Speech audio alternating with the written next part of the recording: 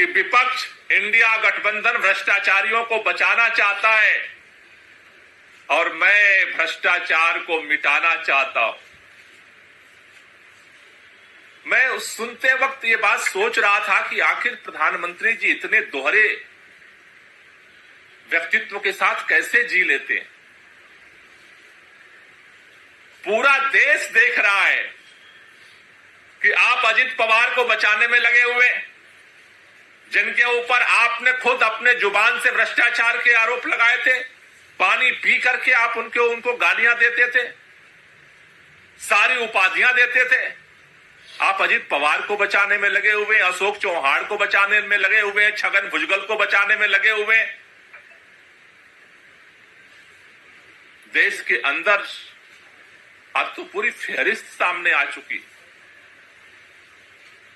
23 से ज्यादा ऐसे मामले जिनके ऊपर आपकी ईडी सीबीआई ने एफआईआर किया, कई लोगों की गिरफ्तारियां की। आप सारे भ्रष्टाचारियों को, जो आप जिनके ऊपर आरोप लगाए थे, जिनके ऊपर एफआईआर करवाए थे, जिनको आपने गिरफ्तार करवाया था, आप सारे भ्रष्टाचारियों को बचाने में तो आप लगे हुए हैं। देश की राजधानी दिल्ली में कल 11 बजे से जंतर मंतर पे ये सामूहिक उपवास का कार्यक्रम शुरू होगा, जिसमें हमारे सभी मंत्री, विधायक, सांसद, सभी पार्षद शामिल होंगे। उसके साथ साथ तमाम सिविल सोसाइटी के लोग जो अलग अलग फील्ड में काम करते हैं, चाहे जुडिशरी में हो, चाहे वो अध्यापन के क्षेत्र में हो, चाहे वो लॉयर्स हो, अलग अलग फील्ड के अलग अलग सिविल सोसाइटी के कई प्रमुख लोग कल जंतर मंतर पे सामूहिक उपवास में शामिल होने के लिए आ रहे हैं।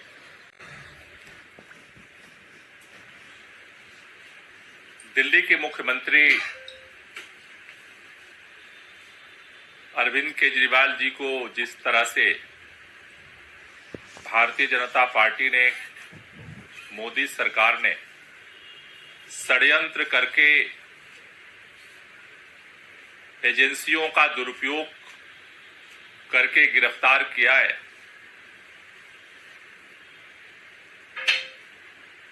एक एक दिन बीतने के साथ साथ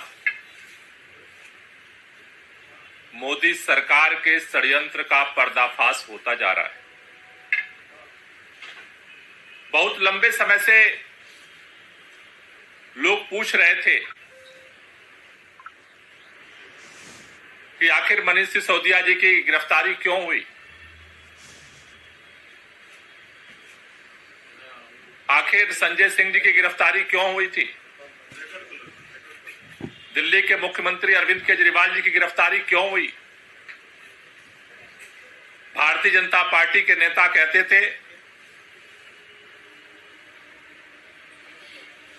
कुछ तो गड़बड़ किया है तभी तो गिरफ्तार हुआ है। लेकिन एक एक करके जैसे जैसे दिन बीत रहा है,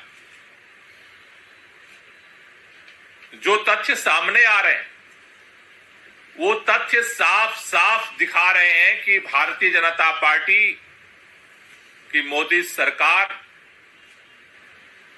षड्यंत्र करके आम आदमी पार्टी को राष्ट्रीय पार्टी का दर्जा मिलने के बाद से ही इस पार्टी को खत्म करने के लिए, अरविंद केजरीवाल जी को खत्म करने के लिए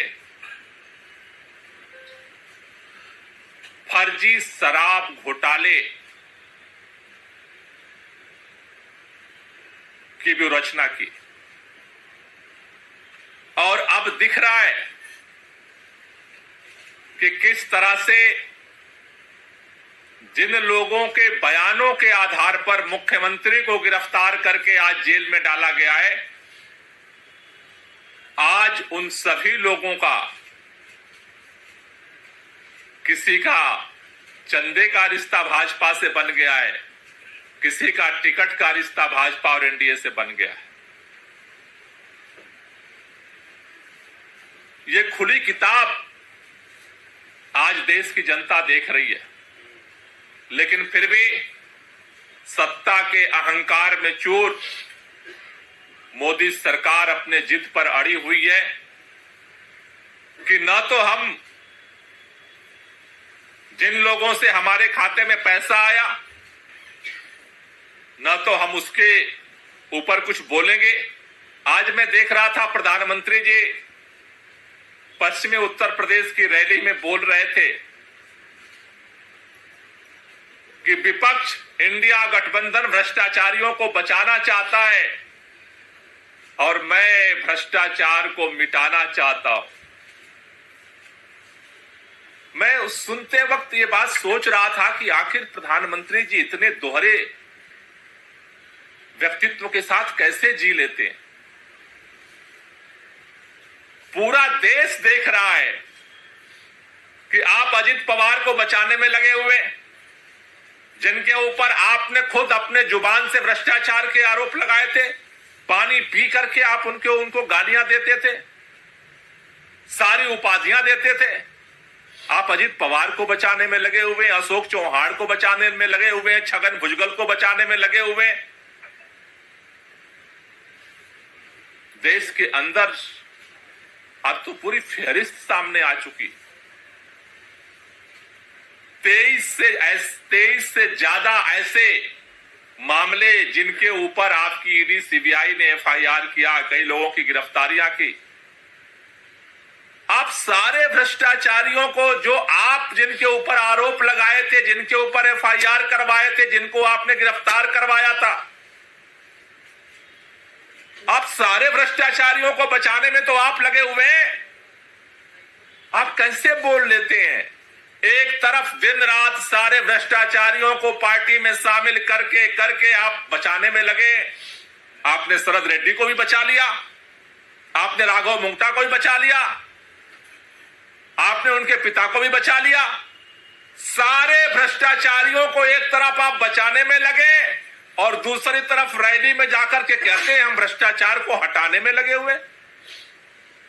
प्रधानमंत्री जी, आज ये पूरा देश आपके इस दोहरे व्यक्तित्व को देख रहा है और इसलिए जिस तरह से आपने दिल्ली के एक चुने हुए मुख्यमंत्री को गिरफ्तार करवाया, दिल्ली के लोगों के दिलों में आक्रोश है, पूरे देश के अंदर लोगों में आक्रोश है, पूरे दुनिया के अंदर जहां भारत के बेटे बेटियां रहते हैं उनके भी दिलों में आक्रोश है।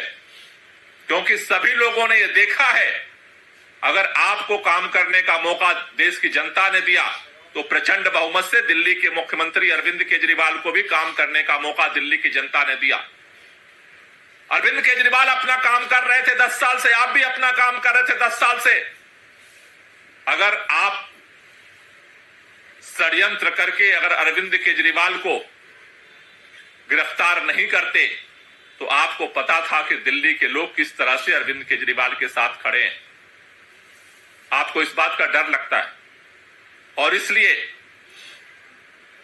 दिल्ली के अंदर जिस दिन से अरविंद केजरीवाल की गिरफ्तारी हुई है उसके खिलाफ लगातार विरोध हो रहा है, लगातार गिरफ्तारियां हुई हैं। पूरा देश रामलीला मैदान में इस गिरफ्तारी के खिलाफ इकट्ठा हुआ, इस तानाशाही के खिलाफ इकट्ठा हुआ। सभी इंडिया गठबंधन के सभी पॉलिटिकल पार्टियों के लीडर्स इकट्ठा हुए और अब ये लड़ाई कल से अगले चरण में एक जन आंदोलन बनने जा रही है।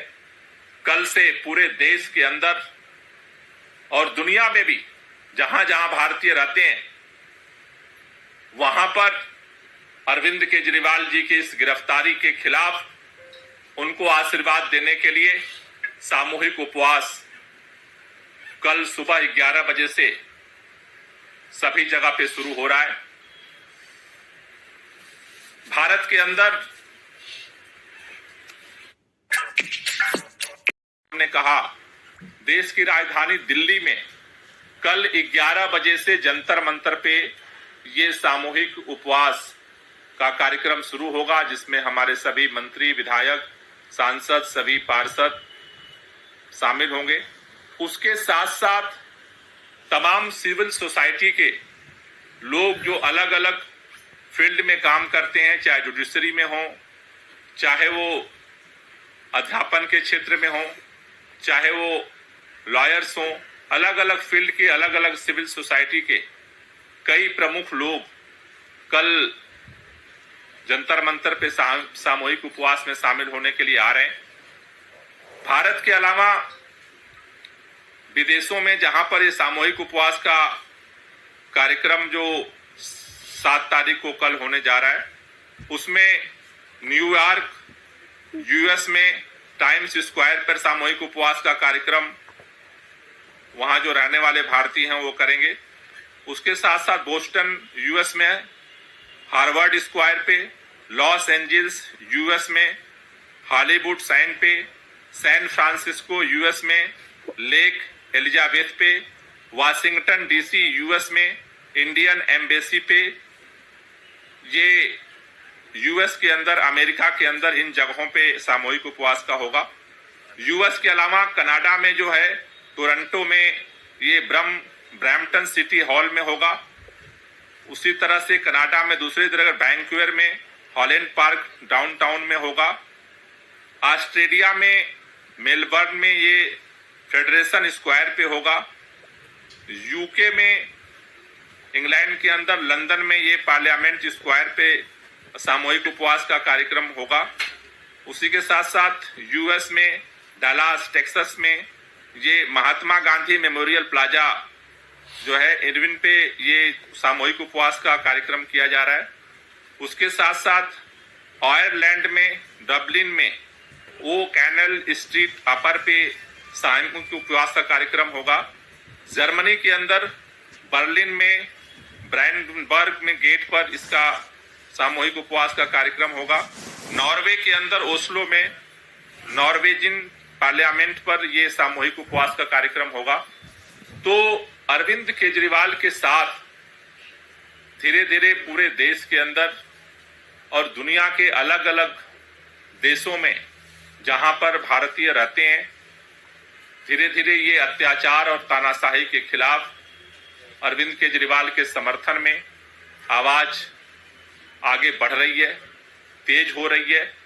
जिस तरह से रामलीला मैदान में बहुत सारे पॉलिटिकल पार्टी के लीडर्स इसके विरोध में आए थे, उसी तरह से कल जंतर मंतर पे सिविल सोसाइटी के बहुत सारे प्रतिनिधि अरविंद केजरीवाल जी के समर्थन में इस तानाशाही के खिलाफ जो है वो जंतर मंतर पे कल अपना समर्थन देने के लिए आ रहे हैं।